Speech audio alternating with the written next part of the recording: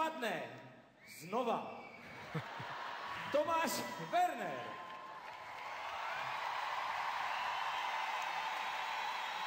Tak teď prodloužení na zlatého tulupa.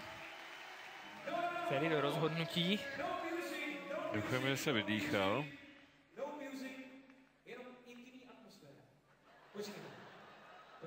Počkejte, držte ten potlesk ještě, držte ho.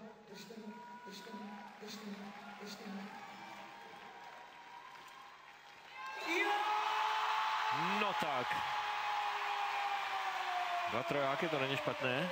Na exibici a na tomhle malém kluzišti každopádně nikdo jiný něco takového tady dnes nepředvedl. Bez tréninku. No, Tomáš ukazuje dlouhodobě, že trojité skoky už pro něj jsou záležitostí, která si sice může pokazit, ale kterou mám zažitou a pravidlem je, že je skáče. Ale výzva je čtvrtý skok v kombinaci a výzva je příští rok mistrovství světa, které bude kvalifikací na olympijské hry.